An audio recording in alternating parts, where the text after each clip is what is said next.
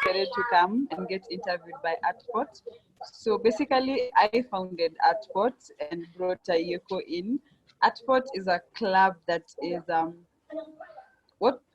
it aims at promoting and retelling the African story through culture and art. I realized that many people have a different story of African because they were told the story by someone. And we know in literature, once you retell the story, when someone else translation becomes, it loses meaning at some point.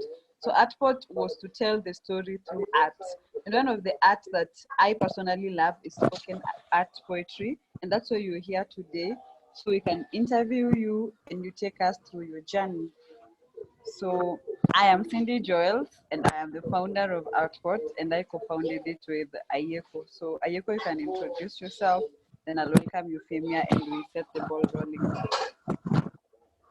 Thank you, Cindy. I'm Ayeko Jakoyo, alias the contemporary scribe, alias the ex-seminarian. I know you wanted me to say that. I'm a writer, I'm a poet, I'm an author, I'm a teacher by profession, and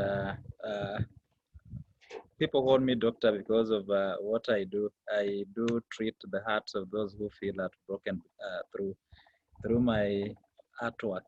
So that's where the name doctor comes from. I'm not a doctor by profession. So I'm really grateful to see Euphemia here, and I'm hoping that our interview will run smoothly so that we also get to know more about what she does in this literary world and all that. So thank you so much, Cindy, for hosting us today. Thank you. I am glad to host all of you. So Euphemia, how are you? I'm fine, thank you. And how are you? I am fine, thank you. So I'd like you to, if you could share with the audience your name and if you have a stage name, your name and what you currently do. Okay, my name is Euphemia Kwagu Charles, and my stage name is Euphemia Kwagu. Yeah, so I use Kwagu a lot. Actually, myself, I do poem, actually diverse poem. I'm not specific. I does any. Currently, I'm a first-year student at Pioneer International University, pursuing international relations and diplomacy. I'm currently an author at the Blend magazine, and I love poetry a lot. Besides that, I'm an upcoming model and actor, of which still I'm working on it. Yeah, and soon I want to believe I'm gonna produce an anthology of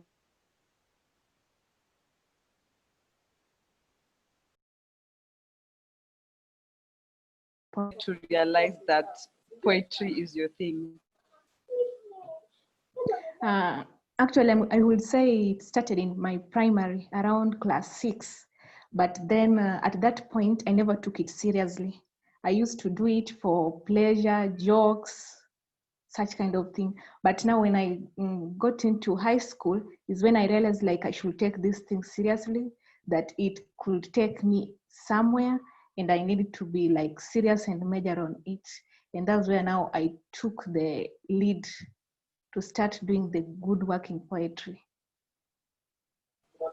Mm-hmm. So ideally, since you started taking it in high school as a serious venture, how has the journey been for you up to this point in time? I can't say it has been easy or it has been difficult. For one, like in high school, you'll realize that very few loves poetry, and like 2% of the student, you'll get that they love poetry. So actually, you realize I was alone in my class loving poetry, so I would do it, but then it was not that much. I was never encouraged, but I just used to do it for passion. Yeah. Did you used to take part in those drama festivals back then in high school? Drama festivals, no, but I used to do public speech in high school. Yeah. So you love poetry. So let's say I'm trying to think of this paper Yeah, sure. about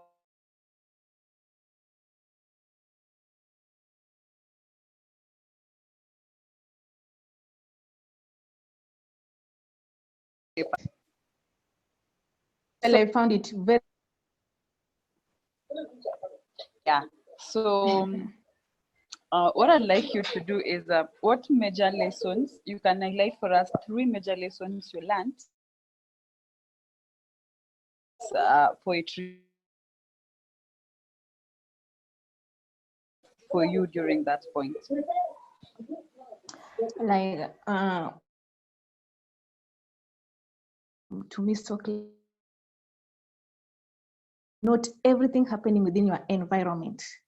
So like if you can't put it in paragraphs, then just do it in form of poetry. The words will come out clearly. Anybody reading poetry will get all you are saying. Unlike you start sitting down, now you want to write a book that may take you a whole century. So just know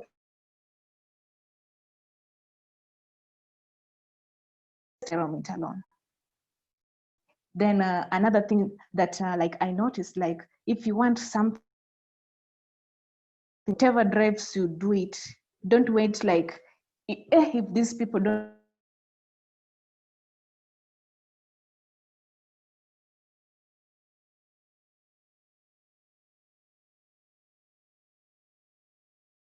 let no one stop you at any point. As long as you know whatever you are doing the right thing, and it's what you love to do. Those are lessons quite there. Examiner, do you get those lessons? Actually, I get it. I'm getting it from her end. Just linking it to the point that we usually say that poetry is freedom.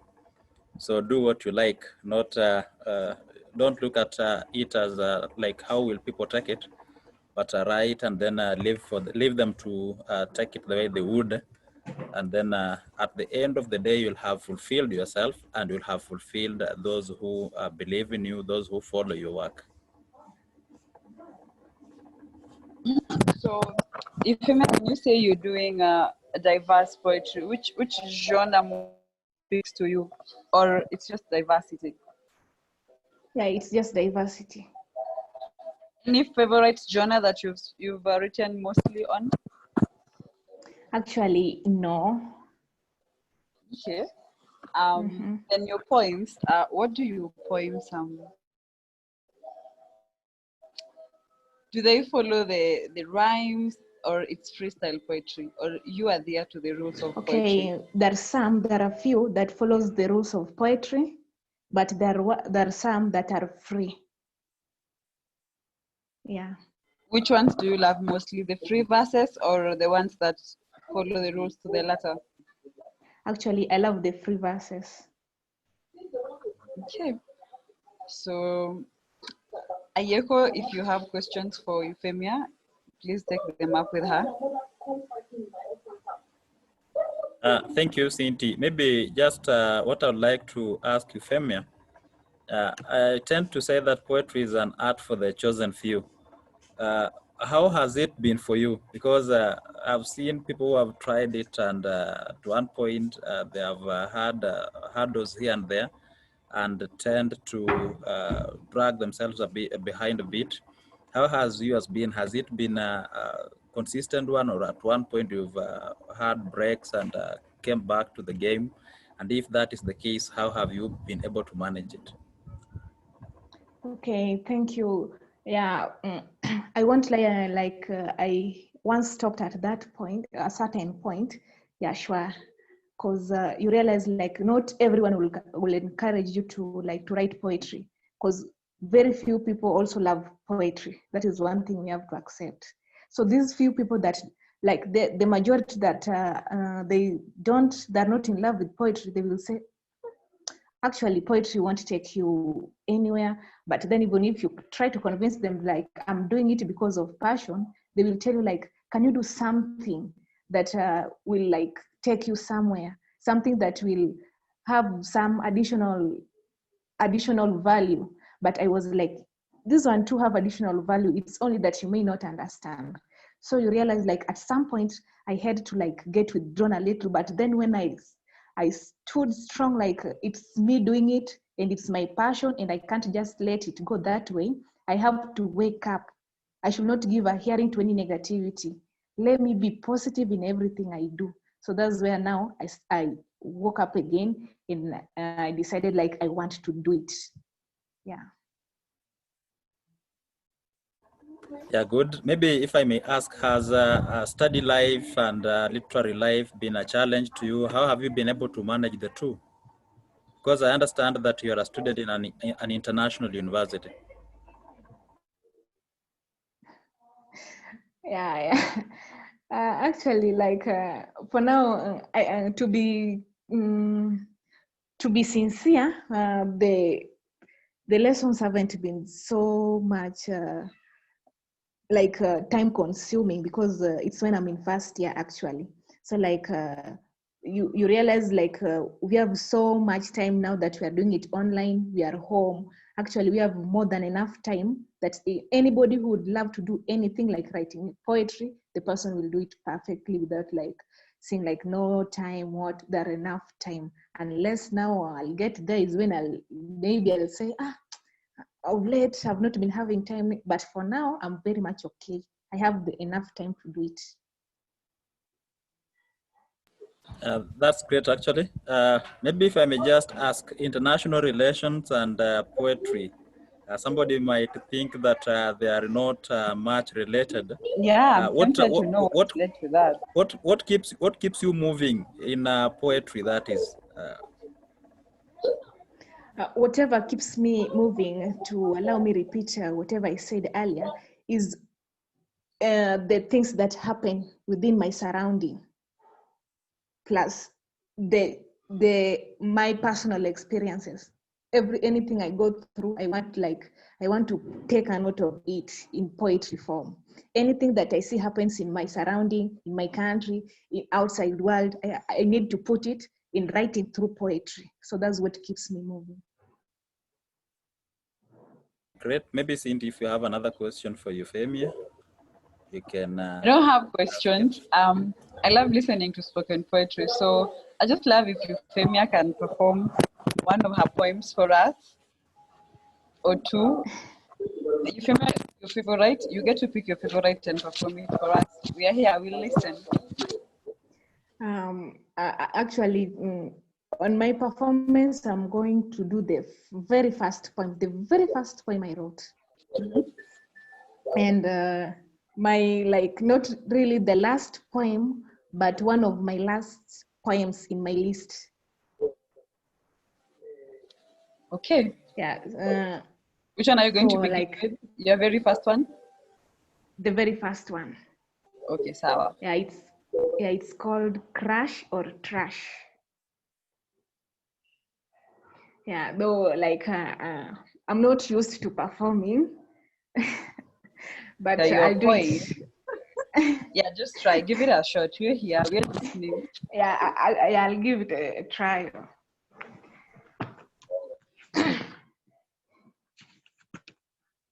So actually, this one I decided to write it because at this point I had a friend of mine that was like in love, but now everything was going sour. So like from his experience, I decided now, let me do something about it. So I did it in form of a poem. Yeah. So the heading is Crash or Trash. So I'm gonna read it. Maybe Euphemia, maybe before you read, kindly just tilt your camera a bit, because it is yeah, like that. Is it now okay? Yeah, sure. That's okay. Okay, thank you.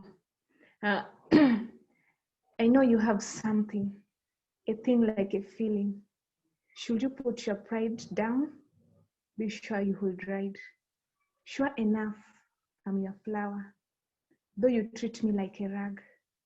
Should I tell? You will break the hell out of me. At times my heart bleeds. For your sake, it pleads. Pleading for a crooked one that has my heart won. Curse you out at dawn and bless you when love dawn. No doubt I'm to blame for wanting your fame. We can't continue like this, dear. Everything sours for you are now a dear, a perfect leech for our love leech. By Kwagu Charles Euphemia. So that was my very first poem, actually, that I wrote. Being the first one, I can say that is a very good poem, being the first one, because I remember if I happen to trace my first piece, Cindy would laugh at me when I tried to read it out because it was more of a story, not a poem. This one, you really did it perfectly, and I appreciate you. I congratulate you for that. For the sake of being an ex-seminarian, I will not laugh. You can share that poem with me.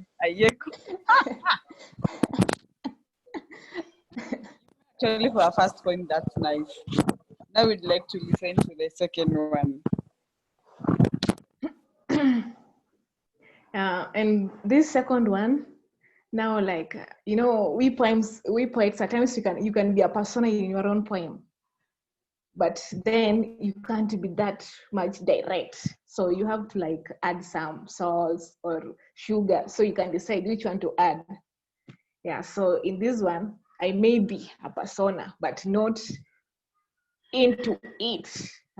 Yeah, so I'm gonna read this one too. So this one is, the heading is unknown. Yeah. This feeling may not be right. Yes, I know it isn't. Though I have to speak it up, for it eats me up so badly. If not, I'm gonna be ruined. Living in denial, I do. But then, why? I'm confused. I'm depressed. Stronger questionable attitude for women. Though I'm one. Can't deny, of course. Now I put myself in question. But then why? Least expected to happen. Ain't sure what it could be. But mine must be real. A reality of shadow. Waves it could be. Storm, I'm so sure it is. But then why? I hear many praises and glorifies their mothers, leaving my mouth agape. Could I be dreaming or maybe hallucinating? No answer to this. Waiting to get convinced. But then, why? I dream to have a taste of motherly love, to feel the feeling of it, to have a good testimony like them. But then, each time she comes closer, closer and closer to embrace and give me a hug, and much more, a kiss. She would give me a miss, leaving my heart so broken. But then why? Now my heart bleeds and pleads for love, mother-daughter love. So unfortunate this could be it. The backbone of my cowardness, the cause of my unlovingness, the reason behind my sickling, so much pain I go through. But then, why Mama? I must make or mar this relationship. My stand comes in a few. Last chance I give you to build the intimacy or not. The choice is yours.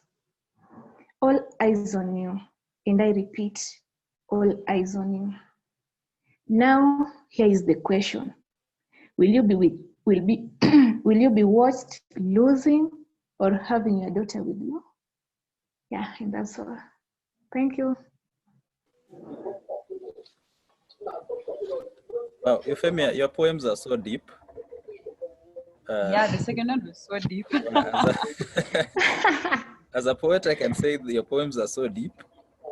Actually, when I was listening to the second piece, I just got drowned into it, and I was like, I thought it is just something that you can easily relate with, you can easily reminisce with. You've seen cases whereby people are crying for parental love and care and all that. And Yeah. actually, as much as you're speaking for, you said you're speaking for yourself at one point, you're also speaking for so many people out there. So your pieces are so deep. That's what I can say. Maybe Cindy can add something on the same. I'd just like to ask one question. Before we wrap it up, Euphemia, how do you relate to that poem as the persona? What actually influenced you writing that poem? That's if you don't mind Okay. sharing. Of course I don't. I'm one person who never stayed with both the parents since I was born. I've been staying with a guardian who's not even a relative. Yeah, so like it hasn't been the journey hasn't been easy, knowing that you have a mother, you have a father somewhere, but then you are never in touch with them. Yeah, so that's how I relate with this poem. No wonder. I even think depth is an understatement. That poem is Mr. Examinator. What adjective do we give to describe that poem? That poem is more than this. I'll describe it poetically Please do. by the use of oxymoron. Uh-huh. I'll simply say that the poem is sadly sweet. The poem is sadly sweet because okay, as much as we are getting that feeling, that touch of not having the attachment with the parents, at least there is some musicality in it. There is something that can connect you one-on-one with the piece. And Euphemia, if your time will allow, one day we'll invite you for a real talk, which is also a section of the ArtPot online platform.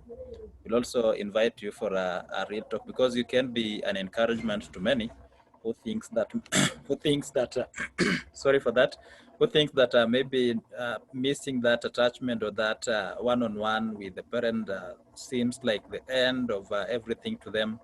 You can actually be of great encouragement and a blessing to them. So at one point with Cindy, we'll organize, and at one point we'll also invite you for a real talk on the same. Maybe just before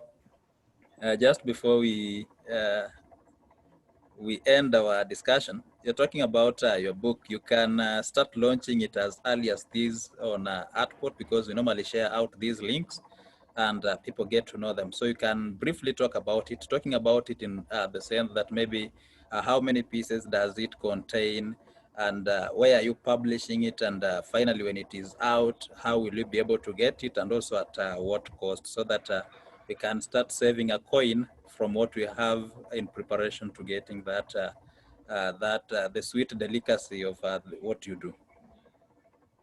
Okay.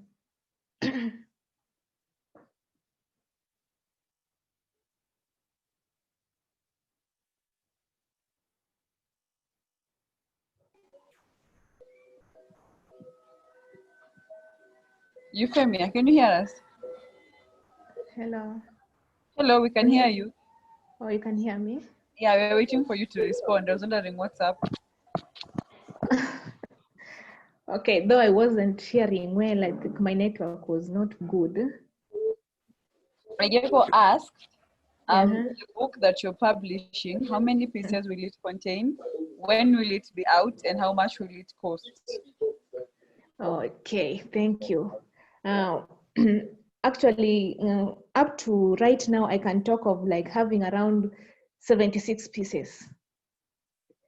Yeah, for the publication, for now, I can't say, I'm not sure of when, because like there are some of the things I have to put in place for it to be published.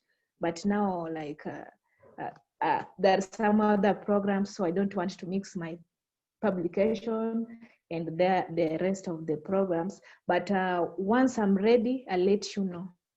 Yeah, then from there is when I'll tell you like the price will be this. Yeah, sure. You can talk to Ajiyeko on publication. He does publication. You can talk to him on the side.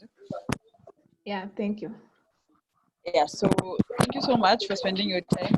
Before we wrap it up, I'd like you to, you've said you publish with Bridge newspaper. What's the name of that newspaper again? I think it's Blend. I write the Blend magazine. Yeah. How can one access that magazine to see your more arts, more work from you? Actually, I recently joined them, but in case you want to accept, you just Google the Blend magazine and everything will come. Oh, okay. Actually, I've read Euphemia's pieces on the Blend. I managed to get a link. I think I can post it. I can give it to Cindy also. I got a link and I was able to read Euphemia's alongside the other poets. So with time also, Euphemia, we will get in touch so that you can get us a few poets also to interview and all that. Yeah, sure.